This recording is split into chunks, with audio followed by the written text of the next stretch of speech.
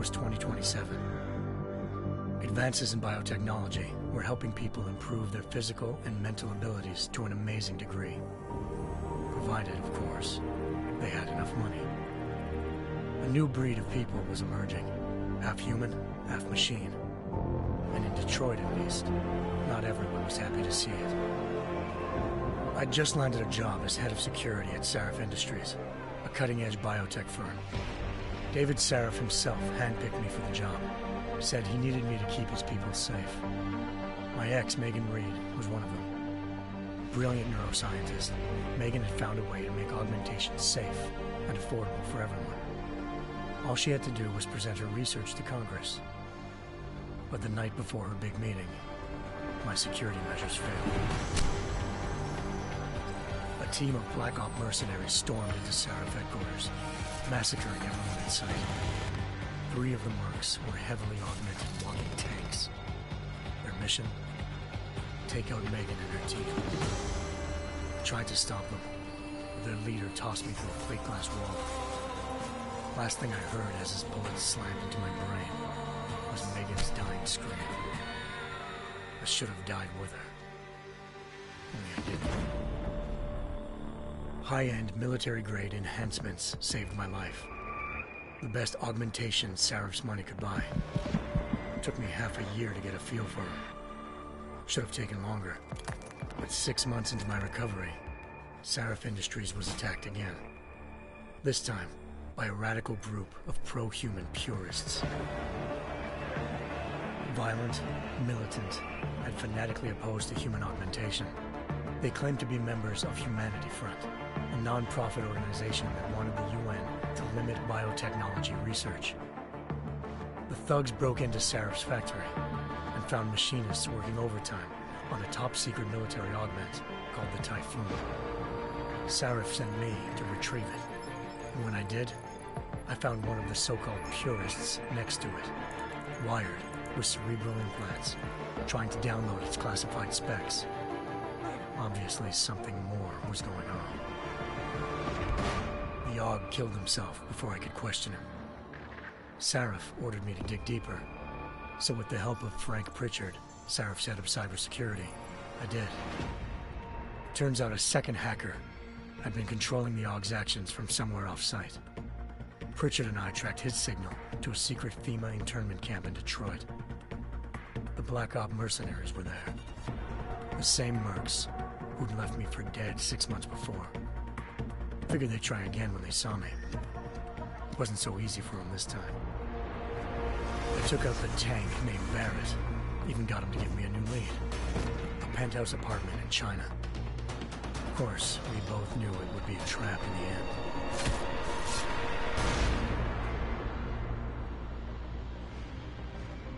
Hengsha Island, China. Home to a city so crowded, they had to build a second city on top of it. Trying to find clues in Hengsha wouldn't be easy. Lucky for me, I wasn't alone. Farida Malik, Sarif Industries' ace pilot, had lived in Hengsha before. A good person to have on your side.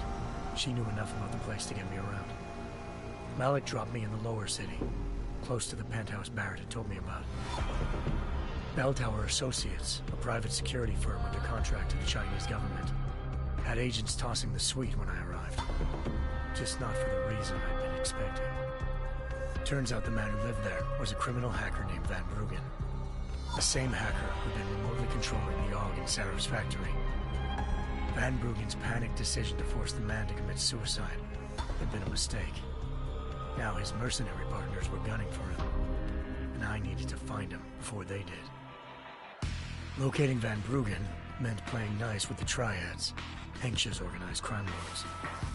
They had the hacker holed up inside a low-rent capsule hotel. By the time I found him, Van Bruggen had no qualms giving up the woman who hired him. Zhao Yunru, president of the Taiyang Medical Corporation. According to Van Bruggen, Zhao wanted to monopolize the augmentation industry and had hired Black Op mercenaries to destabilize her competition. Sarif Industries was at the top of her list. To prove this, I needed to get inside TYM and grab a surveillance hologram off a server. I suspected Van Bruggen was hiding something when he told me this, but nothing could have prepared me for what I saw. Megan wasn't dead. She and her 4 best researchers had been kidnapped, spirited away somewhere while their kidnappers made it look like they were dead. Desperate to learn more, I confronted Zhao in her penthouse. She claimed to be a pawn in a bigger plan, and hinted at a group so powerful it controlled global interests at a whim. Then she slipped into a panic room and hit the alarm, forcing me to make a very quick exit. I figured Zhao was lying, but part of her confession made sense. David Sarif had been worried about his people. So worried, he'd required all of them to have subdermal locator devices surgically implanted. The GPOs would have been broadcasting the day of the attack. But Zhao said a single call to Picus, the world's leader in global 24-hour satellite news, had turned those signals off. I needed to fly to Picus headquarters in Montreal if I wanted to learn more.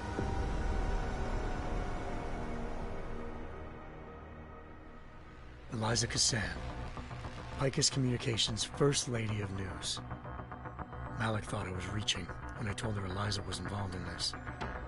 The world's most famous news anchor, working with a mercenary hit squad. But when I confronted Cassan in her office, she freely admitted to jamming Detroit's satellites the night Megan's team had been taken. Said she's just been following her commands.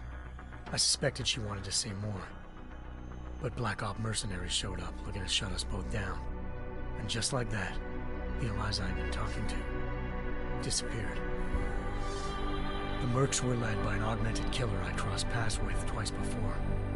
Fedorova, a woman who'd made silence her best friend.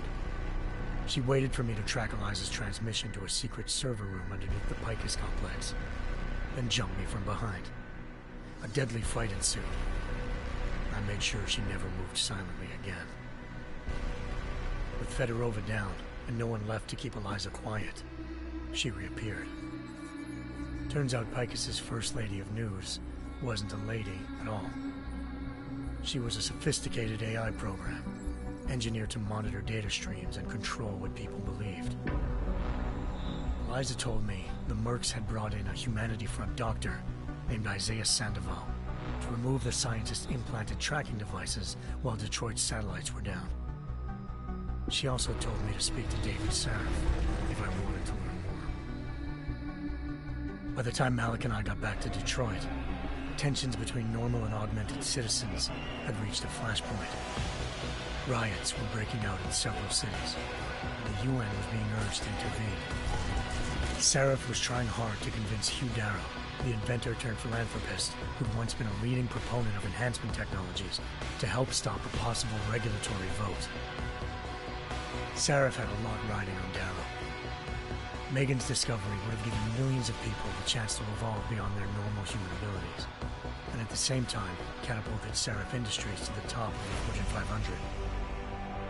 According to Sarif, Megan's kidnappers knew this, and didn't want people evolving unless they controlled how it was done. He called his enemies Illuminati, and urged me to keep searching. Determined to do so, I tracked down Sandoval via America's most outspoken augmentation opponent, Bill Taggart, Sandoval's boss and founder of Humanity Front. Sandoval admitted to operating on Megan's team when I confronted him, but said he hadn't removed their GPLs. He'd merely switched them to a different frequency. Pritchard was able to trace one of the signals to China. Malik and I immediately took off in pursuit. Unfortunately, the Illuminati were one step ahead.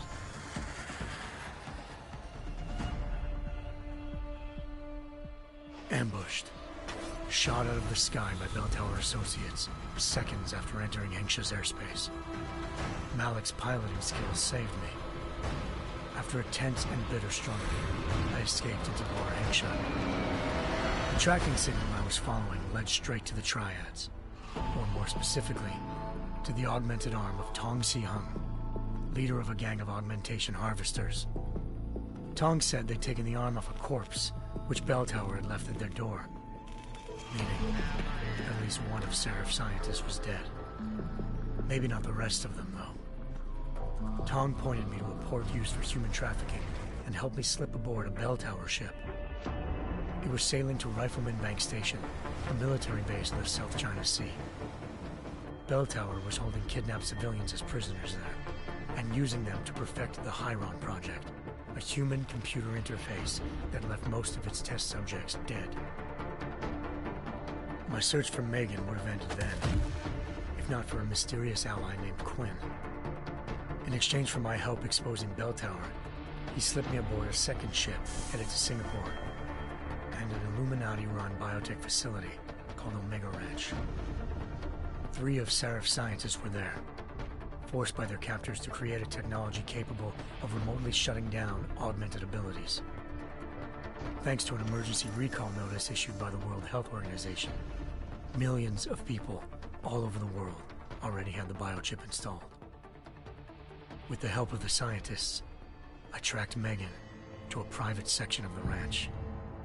There, I ran into Yaron Namir, the walking tank who'd put a bullet in my brain the first time we met. He'd teamed up with Zhao and was hoping to catch me off guard. But their little ambush didn't work.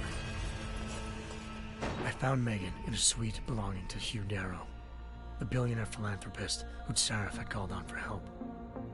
Darrow had convinced her to go along with the biochip plan by promising to sabotage the tech. As she was explaining this, Darrow appeared in a global broadcast, telling the world that augmentations would be the death of mankind. Then he activated the biochips to prove his point. All over the world, augmented people flew into a killing frenzy. Darrow had betrayed everyone, and it was up to me to set things right. To do it, I had to reach Panchaea, a massive installation in the Arctic Ocean.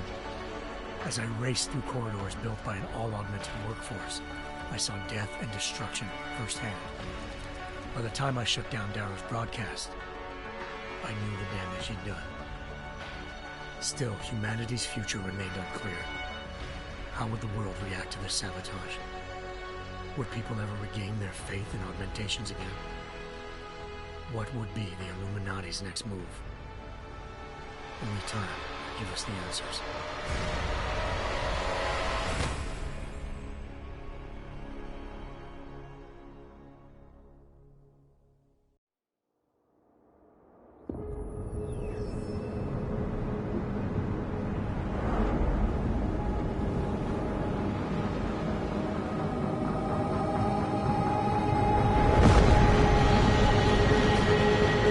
I once thought I could save the world. Now look at it.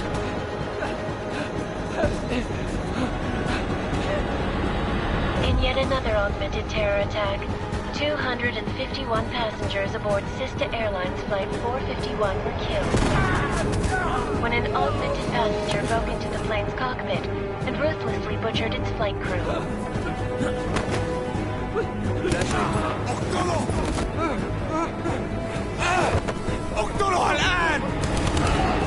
Details recovered from the black box recorder suggest that the man may have been suffering flashbacks to the AUG incident.